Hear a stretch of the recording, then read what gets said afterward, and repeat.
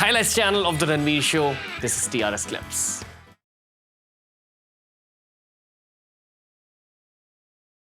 So India's a country that constantly produces batsmen. Shubman Gill's made a place for himself in the Indian team ahead of all these other extremely talented batsmen that India constantly produces. I am from the generation of Sunil Gavaskar. Shubman is showing the potential to enter that same club eventually. It's too early and there's too many factors that can go right and wrong in sports, but he's showing the potential to be India's next batting superstar. I look at this spiritually as well. I think of what someone like Shubman Gill was in his past life, to have seen the kind of tough childhood that he saw in order to make him mentally ready to practice that hard. And I would go as far as saying to even give him those genetics of being that height, that kind of body shape. It was always in Shubman Gill's destiny to become this version of Shubman Gill, at least till this point. What has that soul's past life been?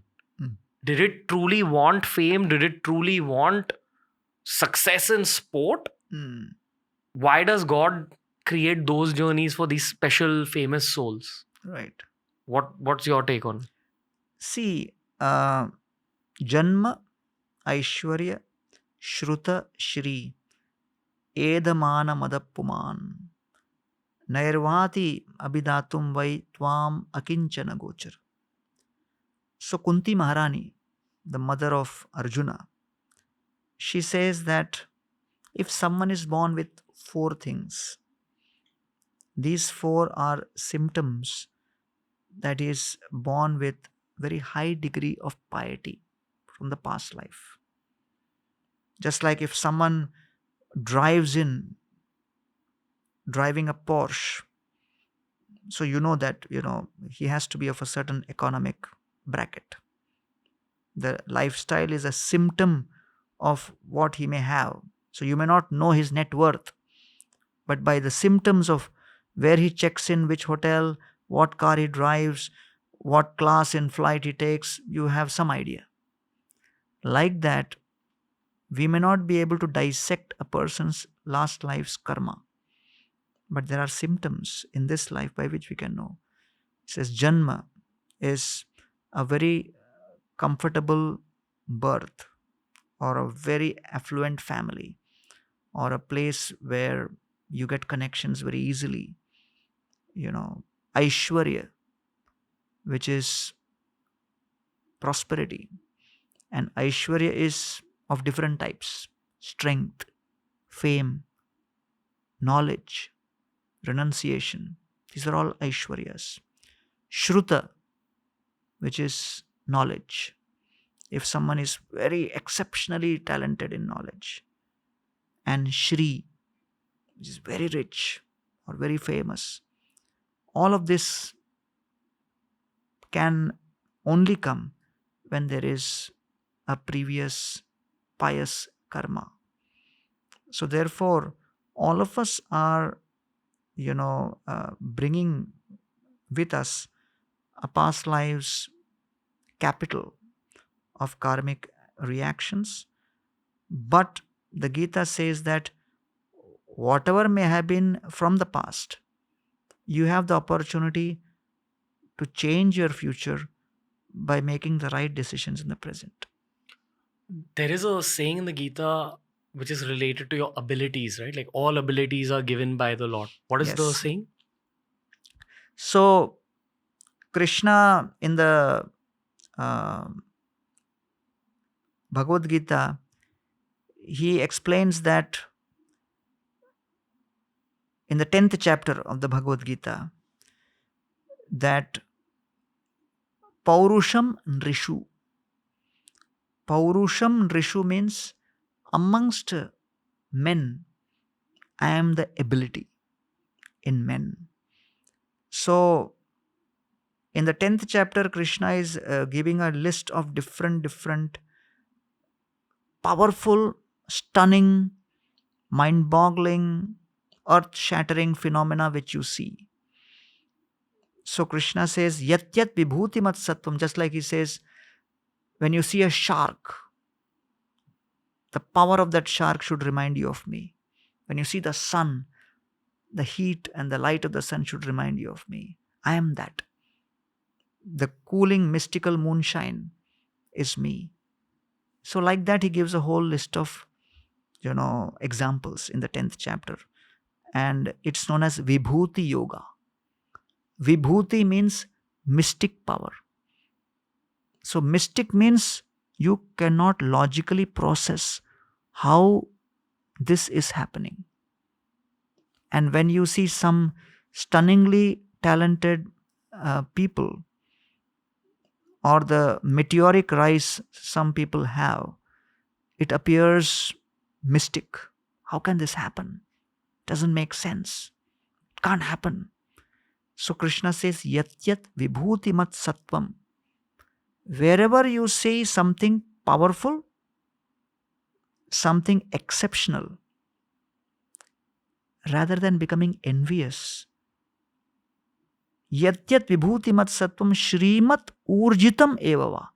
Something prosperous or powerful. Don't be envious. Tattat evava gacchottam mama tejomsha sambhava. See that these are nothing but my reflections.